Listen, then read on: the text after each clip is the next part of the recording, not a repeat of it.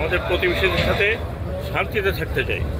কিন্তু ওনারা যদি পায়ে পড়ে ঝগড়া করেন তাহলে বাংলাদেশের লোক তো আর কোনো দিন ওই দেশমুখী হবে না, এবং ওই দেশের প্রতি যে আমাদের একটা বন্ধুত্ব সুলভ ইয়ে ছিল, এটা খারাপ করছেন ওনারা। ওনাদের কারণে কোনো কারণ নাই যে এই সমস্ত করার।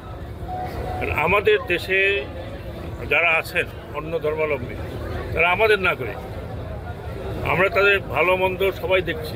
সরকারের কাজই হলো এটা। এখন বিভিন্ন মিডিয়া এবং বিভিন্ন ইয়ে যদি এই ধরনের প্রচার করতে থাকে, আর যদি কেউ ধমকি দিয়ে দেন মিডিয়াতে বাংলাদেশের নিরাপত্তা হুমকির উপরে, নিরাপত্তার উপরে, যা করছেন তা নিজের দেশে করছেন। দয়া করে এগুলো করবেন না। আমরা একটা বন্ধুত্ব ভাবাপন্ন নিয়ে থাকতে চাই, কারণ আমরা আপনারা জিওগ্রাফিক্যাল নেইবার। কিন্তু যদি বাংলাদেশকে এইভাবে হেনস্থা করতে থাকেন, মনে রাখবেন এটা 18 কোটি লোকের দেশ।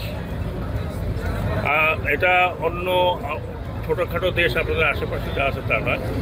আমি অনুরোধ করছি যে আপনারা এই ধরনের প্রভোকেশন দেবেন না। আপনারা আমাদের এখানে ভিন্ন ধর্মাবলম্বীর কথা বলেন, নিজের দিকে তাকালে বোধহয় ভালো হয়। আমি যদিও ওগুলো কথা বলতে চাই না, কারণ এটা আমার সাবজেক্ট না।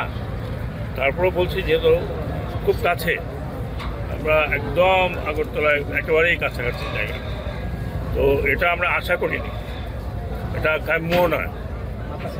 আমরা আমরা আমরা আমাদের মতো থাকতে চাই, আমরা আমাদের মতো শান্তিতে থাকতে চাই। আমাদের এখানে কিছু হলে সেটা আমরা দেখব। এটাই আমি অনুরোধ করব যে ভারতীয় মিডিয়াদের, বিশেষ করে যদিও গণমাধ্যমেরও একটা সীমারেখা আছে, তারা যেন তাদের লোককে উত্তেজিত না করে এবং তারা যেন উত্তেজনার সৃষ্টি না করে, এটাই আমার অনুরোধ।